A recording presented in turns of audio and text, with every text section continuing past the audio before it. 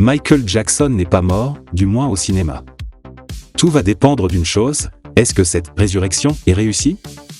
Salut à tous, et aujourd'hui on parle de Michael, le nouveau biopic consacré au roi de la pop, réalisé par Antoine Fuqua. Un réalisateur loin d'être un amateur, on lui doit notamment Training Day.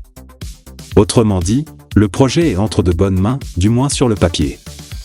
Un biopic ambitieux, mais incomplet. Le film retrace principalement l'ascension de Michael Jackson, de ses débuts avec les The Jackson 5 jusqu'à son statut d'icône mondiale. Et c'est là que commence la polémique. Index revers pointant vers la droite blanc, le film fait volontairement l'impasse sur les accusations d'abus sexuels qui ont marqué la seconde partie de sa vie. Un choix qui ne doit rien au hasard. D'un côté, la production assume vouloir se concentrer sur la carrière et le génie artistique. De l'autre, il y a aussi des contraintes juridiques réelles autour de certaines affaires et personnes impliquées. Et surtout, le projet est pensé comme une saga en plusieurs films. Donc non, ce n'est pas forcément un oubli, c'est une stratégie narrative. Une polémique prévisible. La presse a largement critiqué le film, l'accusant d'être une œuvre trop complaisante, voire une opération de réhabilitation. Mais soyons clairs. Donc oui, le film propose une vision orientée. Mais ce n'est pas inédit dans ce genre. La vraie question, c'est plutôt: est-ce que le film fonctionne en tant que film? Une immersion réussie, sur la forme. Sur ce point, difficile de critiquer. Le casting est solide, notamment Jafar Jackson, bluffant dans le rôle de son oncle.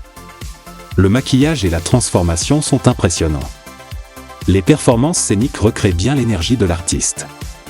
On ressent vraiment la pression familiale, l'enfance brisée, et cette fameuse quête de perfection permanente.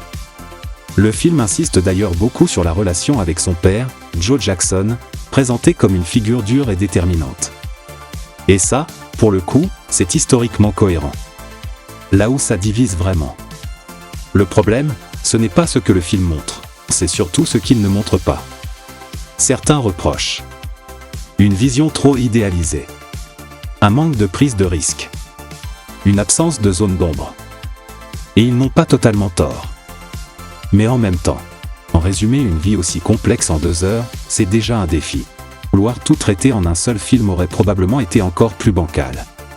Parce que même si tout est bien fait, il manque quelque chose. Il manque de la folie. Il manque du génie visuel. Il manque cette étincelle qui faisait de Michael Jackson une légende. Par moments, on a l'impression d'enchaîner des moments iconiques, sans vraiment plonger dedans. Et pour un artiste comme lui, c'est un peu frustrant. Au final, Michael est un bon film. Un film solide, qui remplit son objectif. Mais ce n'est pas encore le film définitif sur Michael Jackson. Et vu la suite annoncée, le plus dur reste à venir. Parce que là, il faudra aborder les sujets sensibles. Et là, il ne sera plus possible de les éviter. Alors dites-moi en commentaire. Est-ce que vous attendez ce film? Et surtout, est-ce que selon vous, on peut vraiment raconter l'histoire de Michael Jackson sans parler des polémiques? Pensez à vous abonner. Et on se retrouve très vite pour la suite.